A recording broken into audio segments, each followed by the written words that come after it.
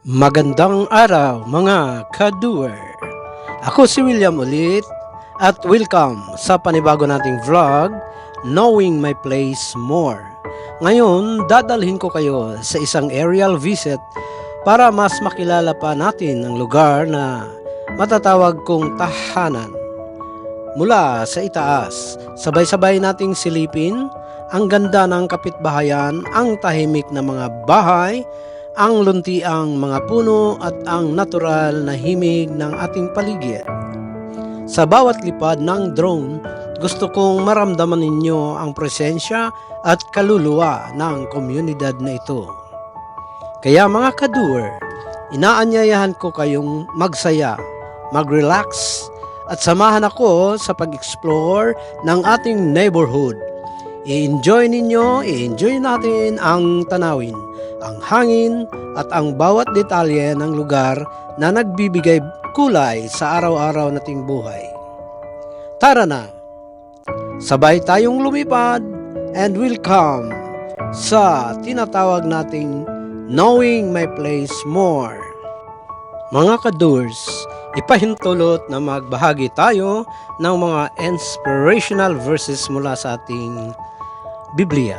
Mula sa awit 121:8. Siya ang nag-iingat sa iyong pagpasok at paglabas mula ngayon at magpakailanman. Akma para sa paglalakbay at paglipad. Pinapaalala na saan man tayo magpunta, ang Diyos ang ating gabay at bantay. At mula naman sa awit 24:1. Ang buong daigdig ay sa Panginoon at ang lahat ng narito ay Kanya. Napakaganda kapag pinapakita ng aerial shots, nagpapaalala ang bawat bahay, puno at tanawin ay likha ng Diyos. At mula rin sa Jeremiah 29:11, sapagkat nalalaman ko ang mga plano mo or ang mga plano ko para sa iyo, mga planong ikabubuti ninyo at hindi ikakasama, upang bigyan kayo ng pag-asa at magandang kinabukasan. Bagay para sa mensahe ng pag-alam sa iyong lugar at pag-unawa sa layunin ng Diyos sa iyong buhay. At mula rin sa awit 104:24, O Panginoon, kay dami ng iyong mga gawa, ang lahat ay iyong ginawa ng may karunungan, ang lupa ay puno ng iyong nilikha. Perpekto sa drone footage ng nature, trees at surroundings. At mula rin sa Mateo 5:14. Kayo ang ilaw ng sanlibutan. Ang isang lungsod na nasa ibabaw ng burol ay hindi maitatago. Maganda para sa message ng pagkilala sa komunidad at pagiging liwanag ng lugar na kinalalagyan mo. Mga ka-doers, mga kaibigan, ang pagpapalipad ng drone ay hindi lang basta pagkuha ng video mula sa himpapawid. Isa itong sining at pribilehiyo na nagbibigay sa atin ng bagong paraan para makita ang mundo. Sa bawat pag-angat ng drone, parang tumataas din ang perspektibo natin. Ang mga bagay na dati ay hindi natin napapansin kapag nasa lupa tayo. Mga bubong ng bahay, mga puno sa gilid ng mga kalsada, ang galaw ng komunidad ay biglang nagiging malinaw at kahanga-hanga. Nakikita natin ang kabuuan ng lugar, ang ganda ng pagkakahanay ng mga bahay, ang tibok ng kapitbahayan at ang likas na kulay ng ating paligid. Napapahalagahan natin ang kalinisan, kaayusan at kagandahan ng ating lugar. Mas manawaan natin kung paano magkakarugtong ang bawat kanto at bawat tahanan bilang isang malaking pamilya sa isang komunidad. Sa pamamagitan ng drone, na ipapakita natin sa iba ang positibong imahe ng ating barangay. Isang lugar na may buhay, may pag-asa at may pagkakaisa. Natututo tayong maging mas mapanuri, mas maingat at mas malikhain. Tinuturuan tayo ng drone na lumipad ng mataas pero manatiling grounded, na pagpakumbaba at responsable. Bawat lipad ay nagiging munting pahinga sa isip. Isang paraan para makita ang buhay mula sa mas malawak na pananaw. At higit sa lahat, ang sining ng drone flying ay nagiging salamin ng ating paglago. Na kaya nating tumingin sa buhay na may mataas, mas malawak at mas magagandang anggulo. Sa huli, ang pagpapalipad ng drone ay hindi lang pag-record ng tanawin, kundi pagkilala sa kagandahan ng ating komunidad at paglalim ng ating mga pag-unawa sa sarili. Ang bawat paglipad ay paalala na may ganda sa paligid mo, sa paligid natin, at may layunin ang lugar na kinalalagyan natin. Mga ka-tours, mga kaibigan, ang kamanghamanghang langit at ang masaganang lawak ng ating horizon. Kapag tumataas ang drone at unti-unting lumalawak ang tanawin, umaapaw ang hiwaga ng kalikasan. Ang langit na parang walang hanggan ay nagiging isang malawak na canvas. Pinipintahan ng Diyos araw-araw. Ang kanyang bughaw, ang paglipas ng mga ulap at ang pagliyab ng araw tuwing dapit hapon ay tila nagpapahayag ng isang mensahe na ang mundo ay puno ng kabutihan at pag-asa. Sa ibaba naman ay ang malapad at masaganang horizon, isang tanawin na nagbibigay ng pakiramdam na napakarami pang oportunidad, buhay at pangarap na naghihintay sa atin. Dito nagtatagpo ang lupa at langit, at dito rin natin mararamdaman na ang ating munting komunidad ay bahagi ng mas malaki, mas makulay at mas makahulugang mundo. Kapag pinagsama ang kamahalan ng langit at ang lawak ng horizon, nagkaroon tayo ng paalala na kahit saan man tayo tumingin, may ganda at harmony na ibinibigay ang may kapal.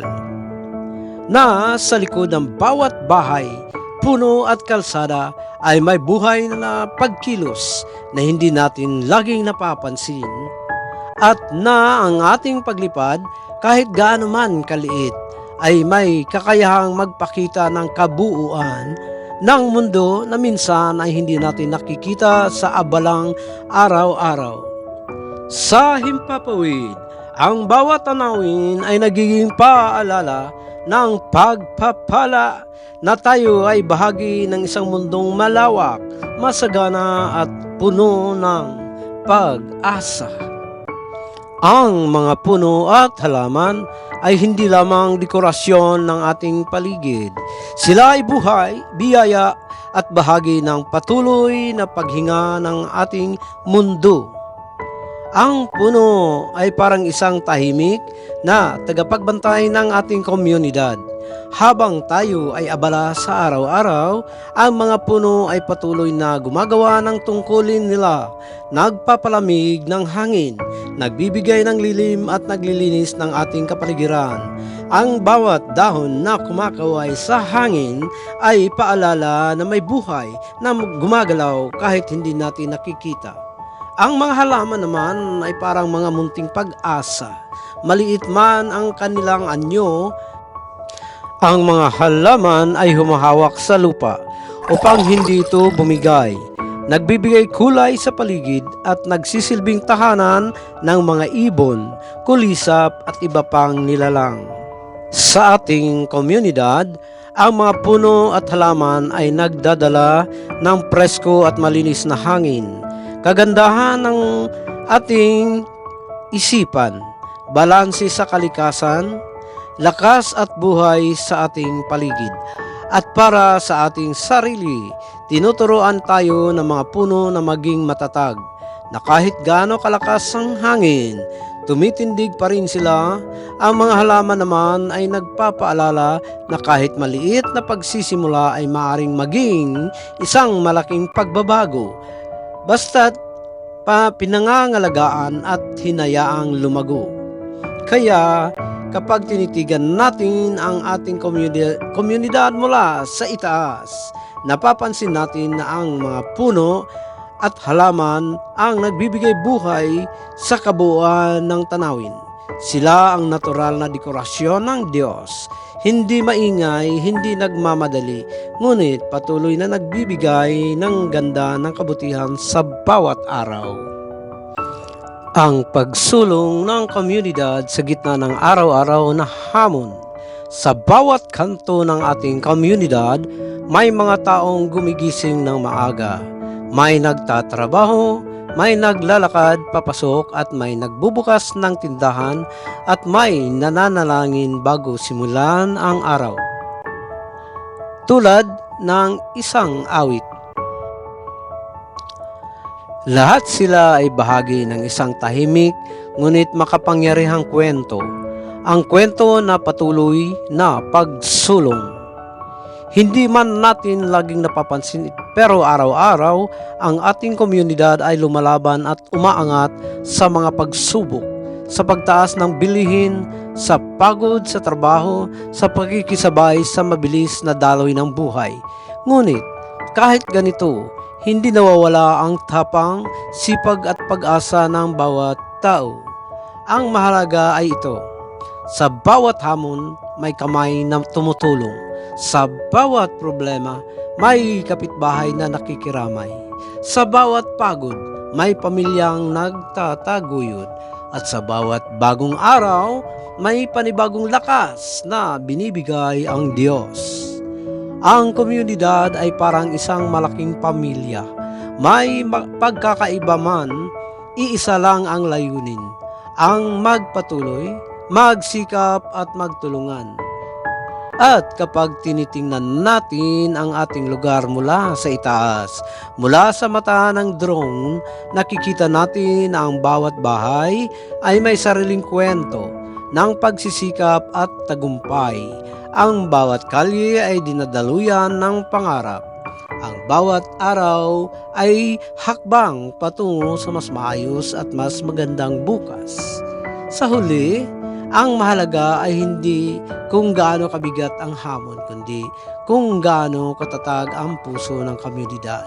At sa lugar, malinaw ang mensahe, hindi man madali ang buhay, pero sama-sama patuloy tayong sumusulong. Sa kabila ng pambansang kawalan ng katiyakan, patuloy ang pag-asa ng komunidad. Sa panahon ngayon, hindi maikakaila na marami tayong kinakaharap bilang isang bansa. Pagtaas ng bilihin, kakulangan ng oportunidad, pagbabago sa klima at sa hindi matiyak na direksyon ng kinabukasan. Minsan, parang mabigat isipin at nakakatakot harapin. Pero, kahit may pambansang kawalan ng katiyakan, ang ating komunidad ay may nakikita pa ring liwanag. Nakikita natin ito sa bawat taong nagbubukas ng tindahan tuwing umaga, sa mga magulang na nagsusumikap para sa pamilya, sa mga kabataang patuloy na mangarap at sa ating mga kapitbahay na hindi sumusuko sa hamon ng buhay. Ang ating komunidad ay hindi perpekto, pero mayroon itong katatagan, ang uri ng tatag na hindi mabubura ng takot o pagdududa. Sa kabila ng hirap, patuloy tayong kumikilos, nagtutulungan at umaasa. Sa puso ng bawat residente ay may panibagong pag-asang ipinapanalangin. Pag-asang maging mas maayos ang bukas, pag-asang gumaan ang buhay, pag-asang dumating ang tamang oportunidad, at higit sa lahat, pag-asa na ang Diyos ay patuloy na gumagabay at nagbubukas ng daan.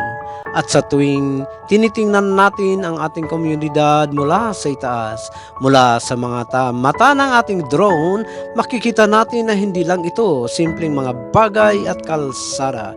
Ito ay isang buhay na komunidad na patuloy sumusulong kahit hindi tiyak ang panahon. Sa himpapawid, malinaw ang mensahe. Maaring magulo ang mundo, pero hindi matitinag ang pag-asa ng lugar na ito. Ang ating komunidad ay parang isang maliit ngunit matatag na ilaw sa gitna ng malawak na dilim, hindi nawawala, hindi sumusuko at palaging umaasang bukhang liwayway muli ang darating. At sa bawat sulok ng ating komunidad, makikita natin ang mga kabataan tumatawa, naglalaro, nag-aaral, nangangarap. Sila ang bukas ng ating lugar at sila rin ang sumasalo sa mga pangarap na minsang hindi natin nakamit. Sa kanilang murang edad, dala nila ang enerhiya, tapang at ang pag-asa na nagbibigay buhay sa ating komunidad. Ang kabataan dito ay hindi lang basta mga batang naglalaro sa kalsada o naglalakad papasok sa paaralan. Sila ay mga bagong leader, mga tagapagpatuloy ng kultura, mga tagapagdala ng pagbabago, at mga ilaw na magsusulong ng mas magandang kinabukasan. Sa kabila ng hirap ng panahon, nakikita natin ang kanilang pagsusumikap. Yung mga estudyanteng nag-aaral kahit kulang sa gamit, yung mga kabataang tumutulong sa pamilya, at yung mga batang kahit simpleng pangarap lang ay buo ang loob na abutin ito balang araw.